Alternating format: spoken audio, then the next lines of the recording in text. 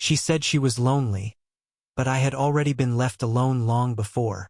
The story opens in a small, sunlit cafe tucked away on a quiet street, where the air smells faintly of roasted coffee beans and warm pastries. Dust motes drift lazily through the golden afternoon light, landing on wooden tables and worn leather chairs.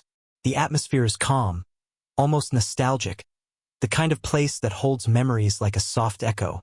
The male narrator, in his mid-twenties, sits alone at a corner table, a notebook open before him, though his thoughts wander elsewhere. He notices the quiet rhythm of the cafe, the clinking of cups, the low hum of conversation, the soft hiss of the espresso machine, and it feels almost like a pause in time, a moment to breathe before the story begins. Then he sees her.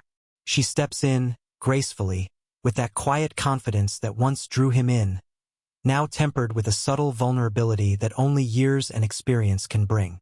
She's in her early 40s, her hair catching the sunlight, a faint smile playing on her lips as she scans the room. His heart skips, but he doesn't rise immediately. Instead, he studies her from across the room, noticing small details, the way she tucks a loose strand of hair behind her ear, how her fingers trace the rim of her cup as if holding on to something unspoken. She senses him watching, and their eyes meet for the first time in years. A flicker of recognition, maybe regret, crosses her face, and he feels that old ache, the quiet tension of a story left unfinished. Their greeting is brief, polite, and layered with all the words they never said before. "It's been a long time," she murmurs, her voice soft, almost fragile. He nods, unable to speak at first, his throat tight with a mix of nostalgia and lingering hurt. The audience can feel it. The unspoken history between them, the delicate dance of emotions that neither wants to fully expose yet cannot ignore. As she sits, there's a subtle closeness, the brushing of her elbow against his arm, an almost imperceptible shared warmth. His senses are heightened, the faint scent of her perfume, the softness of her sweater against her skin, the way sunlight glints off her eyes, full of unspoken stories. These sensory details let the audience feel every small movement, every lingering glance, as if they're in the room with them. Internally, the narrator wrestles with his memories. The days she was absent, the loneliness he carried, and the longing he tried to hide. The audience is drawn into his emotional world, sensing both the pull of familiarity and the barrier of past hurt. Her presence is at once comforting and disorienting, a reminder of intimacy lost but not forgotten. By the end of this first scene, the emotional groundwork is laid. The audience understands their connection, the lingering distance, and the subtle tension that will guide the story. Nothing overtly romantic happens yet, but every detail, from a hand brushing against his, to a shared smile, to a fleeting look, plants the seed for slow-burning desire. It's a quiet, human beginning, full of warmth, restraint, and anticipation, perfectly setting the stage for the emotional journey to come. The scene shifts from the warm cafe to the quiet streets outside, where the city has slowed to a gentle rhythm. The air carries a hint of autumn, crisp, slightly damp, with leaves curling and rustling beneath their feet. Streetlights glow softly, casting golden reflections on wet pavement, and the distant hum of cars is muted, as if the world itself has given them space to exist in this fragile moment. The male narrator walks beside her, his posture cautious yet drawn toward her presence. Every step feels deliberate, measured, as if the air between them is charged with unspoken truths. She walks close, her shoulder occasionally brushing against his, sending fleeting warmth through him. Each brush feels intentional and accidental at once, a subtle invitation he is unsure whether to accept. Her voice, quiet but steady, begins to crack open the defenses they've both built over the years. "I've been lonely," she admits softly, her eyes not quite meeting his, as if revealing too much is dangerous. There's a hesitation in her tone, a vulnerability that he recognizes immediately. The audience can feel the tension, the raw honesty of her words against the backdrop of quiet streets and the intimate rhythm of shared steps. He hesitates before responding, memories of abandonment and quiet nights replaying in his mind. The pain is familiar, almost physical, but his body betrays him. He instinctively shifts closer when their elbows brush, a subtle longing he cannot yet name. He remembers how it felt to be left alone, the emptiness that settled in after her absence, and the way loneliness shaped him. "I felt the same," he admits, though his words carry more restraint than comfort, more reflection than reassurance. There's a careful balance here. He wants to reach for her, to close the gap, yet he remains guarded, unsure whether to trust her vulnerability. Their conversation unfolds in fragments, punctuated by silences that speak louder than words. She occasionally glances at him, her expression flickering between regret, hope, and hesitation. He studies the small details, how her hands flex nervously, the faint tension in her jaw, the way the dim light catches the silver streaks in her hair. Every detail grounding him in the reality of who she is now, not just who she was. The audience is drawn into this subtle intimacy, sensing the emotional stakes rising without a single overt romantic gesture. As they continue walking, the streetlights cast elongated shadows that intertwine as they fall behind them, a quiet visual metaphor for the slowly merging paths of their lives. The narrator feels a mixture of nostalgia and cautious hope, his heart tugged by the quiet honesty she has offered. Every slight touch, every shared silence, deepens the connection, and the audience is left leaning into the tension, anticipating the moments when unspoken words will finally surface. By the end of this scene, the emotional groundwork is deepened. Her loneliness is revealed, his guardedness established, and the subtle pull between them grows stronger. Small confessions, whispered over crisp autumn air, create the first real cracks in their emotional distance. A tender, YouTube-safe moment that keeps viewers invested in their slow, deliberate journey toward intimacy. After their quiet walk through the autumn streets, the story shifts to a more intimate and personal setting. His apartment, modest but thoughtfully arranged, filled with books, framed photos, and small mementos that tell the story of his life in her absence. The space is warm, lit by a soft amber glow from a desk lamp and the fading sunlight through sheer curtains. It feels like a sanctuary, a place where he can think and remember without the interference of the outside world. For the audience, this setting becomes a window into his inner life, his solitude, his reflections, and the lingering impact of her absence. She steps inside, hesitating at the threshold, as if uncertain whether she is intruding into a space that holds his memories, or perhaps trying to see what remains of him untouched by her leaving. There's a subtle pause as she takes in the room. The scattered notebooks, a jacket draped over a chair, the framed photo of him at a graduation ceremony, the corner of the kitchen where he keeps his coffee ritual. Every object seems ordinary, but to her, it is a reflection of the life she missed, the small details she didn't witness while absent. He notices her gaze lingering on the photo. There's a quiet ache in his chest, a mixture of longing and resentment, but he does not voice it immediately. Instead, he studies her, noticing the same grace and quiet confidence he remembered, now tempered with years of experience and the subtle weight of vulnerability. Her hands brush lightly against the back of a chair as she moves through the room, the faint touch stirring a memory of closeness they once shared. The audience feels these sensory cues, the softness of her sweater against his fingers when she reaches for something, the lingering scent of her perfume in the air, the brief glance exchanged over a shared memory. Conversation begins hesitantly, each word measured. She asks about his life during the years they were apart, and he responds with careful neutrality, masking the loneliness he endured in her absence. Yet, beneath the surface, there's a vulnerability he cannot hide entirely. He recalls nights spent wondering if she would return, moments of silence where the absence of her presence felt like a physical weight on his chest. She, in turn, shares small confessions of her own. Times she felt isolated, choices she regrets, the loneliness that led her back to him.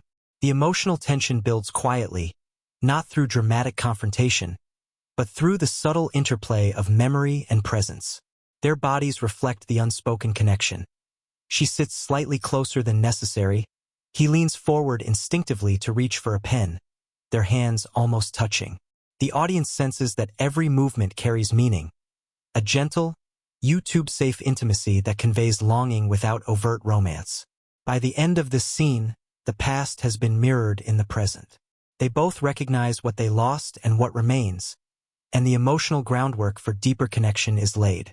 The audience feels the weight of history and the delicate possibility of repair, the slow burn of tension, remorse, and lingering desire that will guide the rest of the story. The story reaches a turning point as the narrative moves to a more charged, emotionally tense setting. Rain falls softly outside, tapping against windows and creating a muted symphony that mirrors the inner turmoil of the characters. They find themselves in a small, quiet room, the air thick with unspoken words, or walking along a rain-soaked street where reflections shimmer in puddles, distorting the world around them. The rain acts as a natural amplifier, heightening every sensation. The warmth of shared space, the brush of clothing, the faint scent of wet earth mixed with her familiar perfume. Their conversation escalates, not with anger, but with the intensity of suppressed emotion. She speaks first, her voice quivering slightly. "I didn't mean to. I was lost," she admits, vulnerability exposed for the first time so openly. Her eyes plead for understanding, but he recoils subtly, the weight of years of absence pressing down. The audience immediately senses the tension, her desperation to be understood, and his struggle to reconcile lingering affection with the pain she caused. As she steps closer, her hand brushes against his shoulder. A fleeting touch, almost accidental. The narrator feels the warmth of her skin and the subtle pressure of her proximity, his heart tightening with a mix of longing and defensiveness. His internal struggle becomes visible through his body language. A stiffened posture, a hesitant step back, a hand raised to intercept a gesture. Yet the pull is undeniable. Every shared glance, every near touch, reinforces the emotional magnetism between them. They argue softly, voices low but edged with emotion. "You were gone when I needed you most," he says, the words deliberate, measured yet loaded with pain. She flinches, guilt flashing across her face, and her hand hovers near his for a moment longer than necessary, almost seeking forgiveness through contact. The audience feels the tension in every pause, every near collision of hands and shoulders. A slow burn of frustration, longing, and unspoken desire. The rain outside intensifies, matching the rhythm of their emotional storm. He watches the droplets streaking down the glass, reflecting fragmented light, a metaphor for the fractured bond between them. She reaches instinctively for his hand, not fully, just enough to feel the warmth, the solidity of a connection that hasn't entirely faded. He doesn't withdraw this time, allowing the contact to linger, a silent acknowledgement of their shared history and unresolved feelings. The scene closes without resolution, but with a palpable shift. The emotional collision has broken the carefully maintained distance. Both are left raw, aware of what they feel but uncertain how to proceed. The audience is left suspended in that charged moment, breathless, invested, and anticipating the next step in their slow, deliberate journey toward intimacy. It's a YouTube-safe portrayal of tension. No overt romance, yet every touch, glance, and whispered word conveys depth, longing, and complexity. By the end of Part 4, the groundwork is laid for deeper emotional intimacy.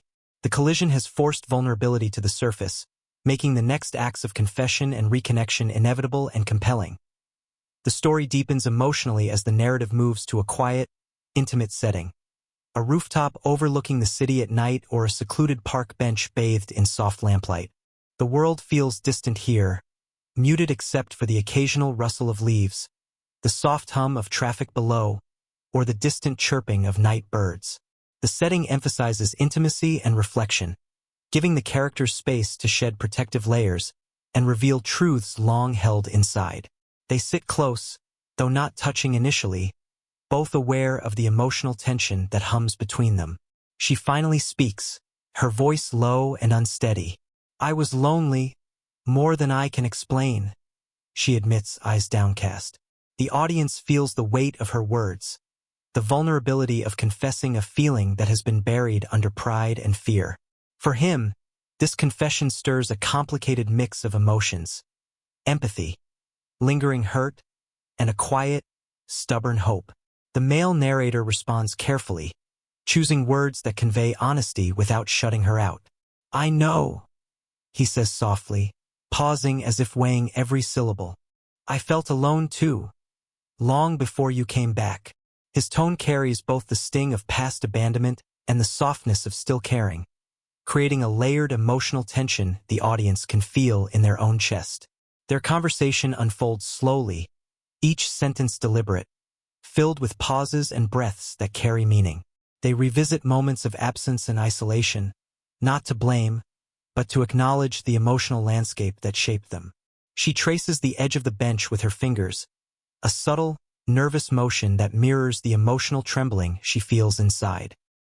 He notices and instinctively reaches out, brushing her hand with his thumb, just enough to offer comfort, but not enough to cross a boundary prematurely. The scene is rich with sensory cues, the cool night air brushing against their skin, the soft glow of distant streetlights reflecting in her eyes, the faint warmth of proximity when their shoulders occasionally brush.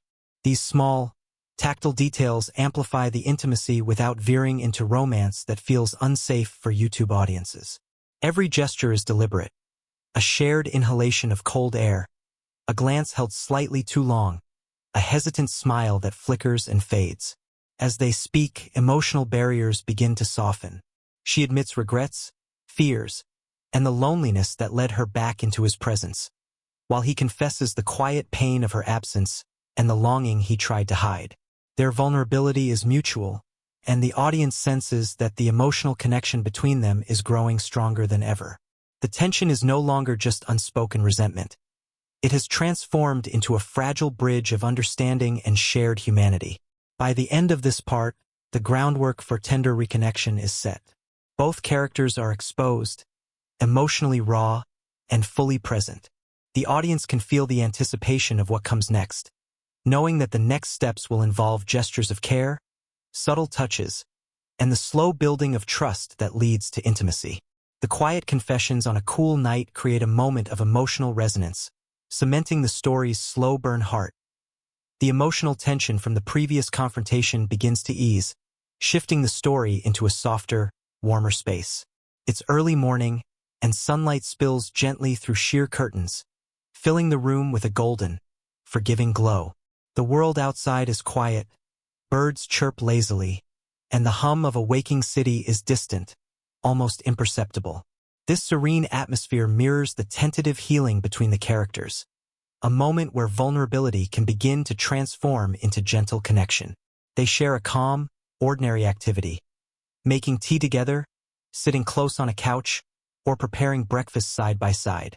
These small, everyday interactions are loaded with meaning. She reaches for a teacup, and their hands meet briefly, lingering just long enough to feel warmth and weight. He doesn't pull away immediately, allowing the contact to remain, a silent acknowledgement of their shared past and the fragile trust that is beginning to rebuild. The audience can sense the tension in this simple gesture. It's intimate, yet safe, tender, yet charged with unspoken emotion. Conversation is quieter now, reflective rather than confrontational. They talk about trivial things, favorite memories, small observations about the morning, but the words carry underlying weight. Every smile, every shared laugh, feels earned, a reward for surviving the difficult moments before. He notices the subtle lines around her eyes that weren't there years ago, the way her hair catches the sunlight, the calm confidence she now exudes alongside a trace of vulnerability. She notices the steadiness in his voice, the careful attentiveness in his gestures, and the quiet strength he carries despite the hurt they've both endured. Physical proximity is gentle and natural. Shoulders brush as they sit together. A hand rests momentarily on the back of a chair to steady her, and fingers graze without deliberate intent. These touches are not romantic in an overt way, but they carry the kind of warmth and closeness that speaks volumes. The audience feels the pull of intimacy, the subtle desire to be near, to bridge the remaining distance, without it crossing any boundaries that would make the story unsuitable for YouTube audiences. Their laughter and quiet smiles mark a turning point. The emotional walls they've built are beginning to crumble. They move through shared moments with ease, discovering comfort in each other's presence. There's no need for dramatic gestures. The simplicity of shared tea, the soft hum of conversation, and the warmth of proximity conveys a powerful sense of connection. By the end of this part, the audience senses hope. The tension has softened into a tender, slow-building closeness. They are no longer just two people navigating past pain. They are rediscovering the comfort, trust, and subtle joy of being together. This stage sets up the emotional climax, a space where honesty, affection, and vulnerability can blossom into the resolution of their story. The slow burn continues, but now it carries a sense of possibility and quiet anticipation for the emotional resolution that awaits. The story reaches its emotional conclusion on a calm evening, the sky painted in shades of gold, amber, and soft violet as the sun begins its slow descent. The city around them is quieter now, and the golden light spills over rooftops and sidewalks, creating a serene, almost magical atmosphere. It is the perfect setting for emotional closure, warm, reflective, and suffused with the gentle intimacy that has been slowly building between them. They find themselves sitting together, not forced into a dramatic declaration, but naturally side by side, on a bench in a quiet park, overlooking the city, or by a window in his apartment, the world outside softened by distance and reflection. The space between them is comfortable now, filled not with tension or resentment, but with a shared understanding. Their eyes meet, lingering just long enough to communicate everything words cannot: regret, forgiveness, and the quiet joy of rediscovered connection. She speaks first, her voice softer, more grounded. "I was lonely, but I see now how my absence hurt you." There is no pleading, no demand, just honesty, full and simple. He listens, letting the words settle, the audience feeling the weight and sincerity behind each syllable. His own response is deliberate, measured, yet filled with warmth. "You left me alone long before, but I can feel you here now." It's not just a reply. It is a recognition of pain, vulnerability, and a willingness to embrace the fragile possibility of togetherness. Physical gestures are tender, meaningful, and YouTube-safe. His hand rests lightly on hers, their fingers brushing.